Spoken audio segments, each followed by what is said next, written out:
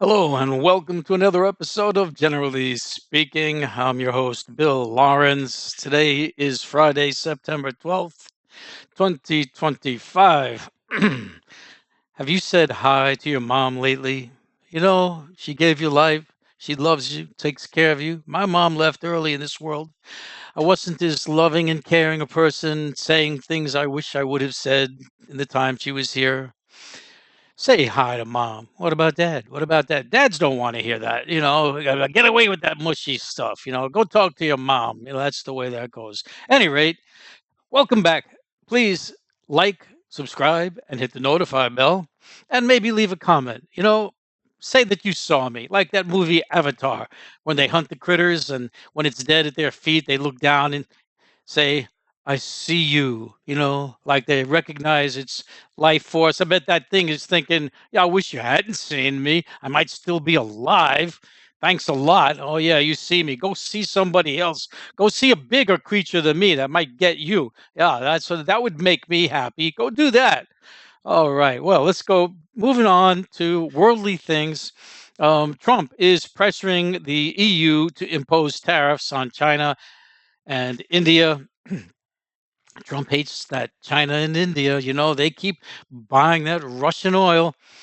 And meanwhile, the EU is going through financial crises right now. Last thing they need is to have more economic sufferings by choking China and India economic transactions. That's the last thing they need. All right. I was just thinking of the word assumption. I don't know what was going on, but I came up with assumption, and I thought that word needs to be split into three. What was that? My camera. Oh, don't worry, we're still here. Assumptions. Three kind of assumptions. There's plain assumption, which is the assumption that everybody knows about. Uh, you know, are they coming to the party? I assume they are. That's an assumption, right? Then you get the wrong assumption. Oh, they didn't come to the party. I assumed they were, and you were wrong. It wasn't like it was impossible for them to not come, but it was possible that they could have come. But it was a wrong assumption. Then you get the assumption that's grossly wrong, where you assume something, not only that it could be true, but that there's no evidence for it at all. Like person sitting at a desk, in a book in front of them, head down, staring at the book, and you say, "Look at that person sleeping over there, taking a nap. Are they taking a nap or are they reading the book?" Well, can you see their eyes? No, but you're still saying that they're asleep. That is what I call a gross assumption. So, three kinds of assumption. Your life has just been improved immeasurably by learning that. So, what about another story? Someone was talking about doing business in China. This was a site I like to read about economic affairs, international economic affairs, and I just wanted to comment on a funny thing that he said during it. That doing business in China is like playing a game in nightmare mode, and that would only make sense if you're a gamer. That some games have difficulty settings to make it more challenging for you. Some people are real good gamers, and the default out of the box setting, they just win. There was no fun in that. It was easy. So they've got difficulty settings, and the hardest one is nightmare, and that's what it's like doing business in China because it's a tough competitive environment. Nightmare mode. FBI.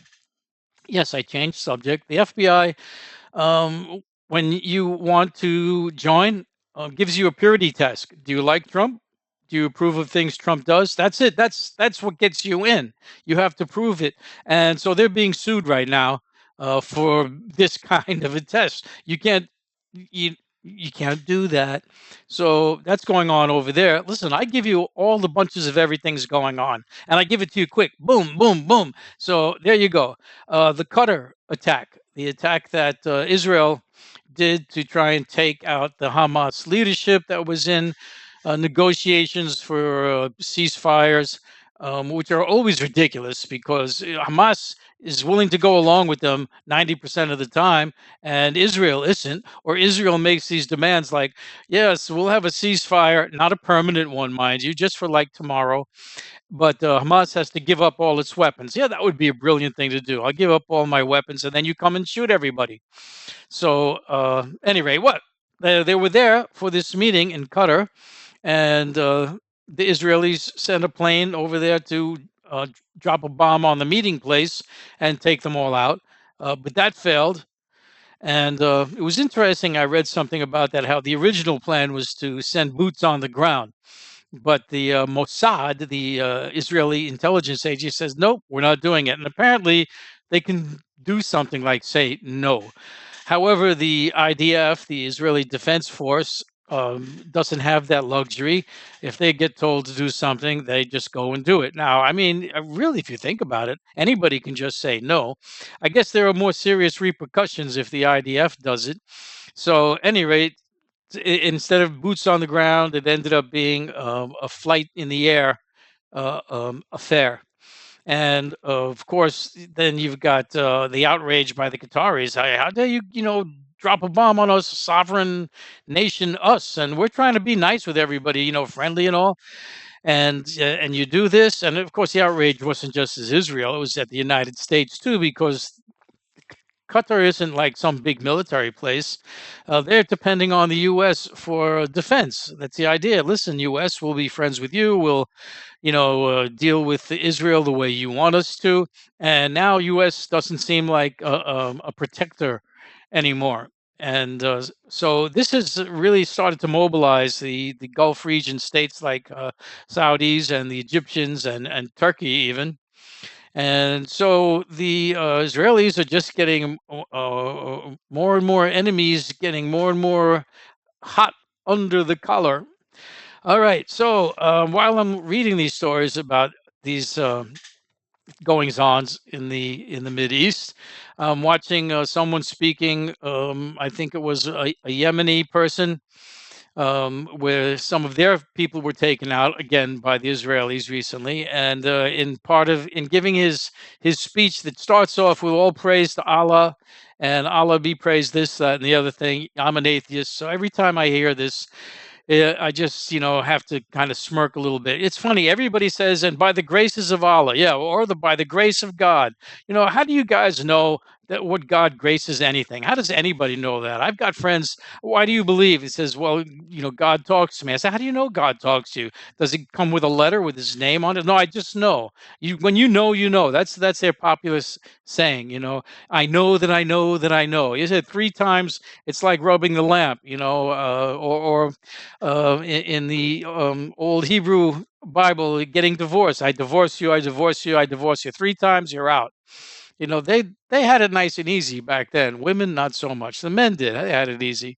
Trump, he puts tariffs on Brazil. Why? Because they prosecuted a friend of his, Bolsonaro, who tried to take over the country in a coup when he lost the election, in a manner very similar to what Trump did when he lost the election, with rioters coming to the Capitol. And so Trump just loves Bolsonaro, and so he's putting tariffs on Brazil because of that.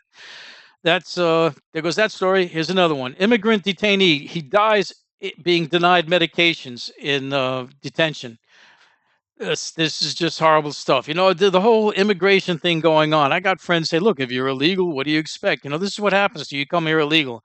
Sure, maybe you've been here 30 years, even you came as a kid, and why didn't you ever get your citizenship? Why didn't you apply? When you're right there, illegal is illegal. Laws are laws.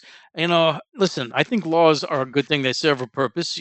Regulate the society to the degree that we all agree on these laws, and it's good. But it's for the regulation of everything working good, and sometimes those laws don't. That's why we have judges that determine if a law is valid or not, or whatever. Any rate, so anyway, this person died being denied his meds.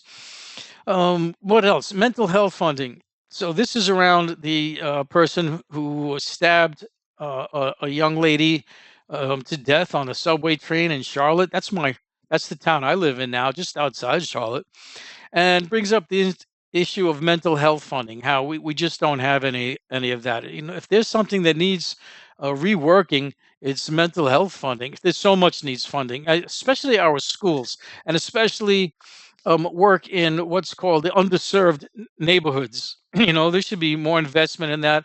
I hope the new mayor proposed in New York, Zoran Mamdani. I hope he thinks something about working whatever can be worked to improve the underserved neighborhoods. Red governors. This was something that I heard, and it just kind of went in one ear and out the other about Trump bringing reserve troops that he wants to send to Chicago. He already, of course, has them in D.C., but he wants to send them to Chicago, Philadelphia, other places. And he's gotten reservists from other states that he's going to use, and some that he's also set aside as his quick strike force to go wherever trouble is rearing its head, and he can send these people. And it just dawned on me that these reservists, they all come from a state, some state or another, and they're coming from red states. And I'm just thinking, whoa, hold on a minute. This is war. This is the red states saying, yeah, yeah, yeah, we're going to send troops so you can go mess with the blue states. If I was a blue state and I had any dealings with this red state, I would start rethinking my whole relationship with that state. So that's that. Douglas McGregor, this guy, he comments on usually Ukraine, military things, and he made an interesting comment about NATO. And NATO is the organization for everybody work together, one for all for one, just like the Three Musketeers. And this guy was saying how, NATO, we are now being exploited and endangered by NATO. And once again, there we go. The old starting out as a beautiful thing. It's a beautiful thing. Like I grew up thinking America is a great, beautiful thing, and Britain, beautiful thing. And then the you look behind the curtains and you see a wholly different story. Well, NATO exploiting and endangering us. All right, Britain. Someone was commenting on the economic affairs there and saying how their problems are due to rising debt, stagnant growth, and increasing welfare spending. I just had to comment on some of that. I always like seeing the comments here, especially about deficits are getting so big, and a lot of that is from our Medicare and Social Security, those two in particular. They never talk about, the huge military budget or the fact that we give tax breaks to corporations and billionaires.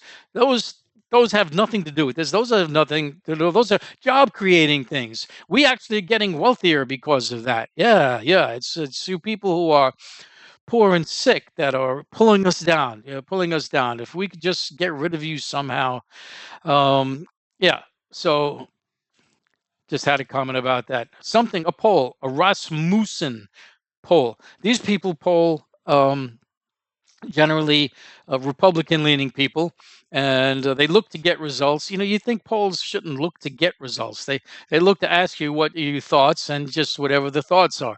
But apparently they always like to skew things in favor of the Republicans. And so, at any rate, this poll was the wildest poll you ever heard. Now, to be clear off the start, it was the smallest population set in the world. I think it was only 200 people. I had to make a comment saying this is a poll that's almost useless, 200 people. But still, that being said, it was of young people, young Republican, right thinking Republicans, and it was saying some amazing things about the whole country needs to be reworked and towards a socialist agenda, towards socialist things. They wanted to see a more democratic socialist person running for president. And the things they were saying were I wish I could say them. What's the point of me telling you this? Well, there must be something to it. I'm sure you got something out of it. All right. Pink Floyd. This is my last thing, my next to last thing. Pink Floyd. I'm sure many of you have heard of that famous music group. There was a song they did that has a vocalist who isn't saying any words. It's just tones, just notes, and the song is called "The Great Gig in the Sky." And what was interesting about this is when they had written this song and they wanted someone to do the vocals, but there weren't being any words. They picked a young lady named Claire Torrey, and she's a singer and she's also a writer, a composer. Composers make music, writers do the words. She was a writer, I believe, and they asked her, to do this, and told her there's no words, and she was a little wondering, how am I going to do this? She said they said just do vocal, just vocalize whatever sounds appropriate to the mood of the music.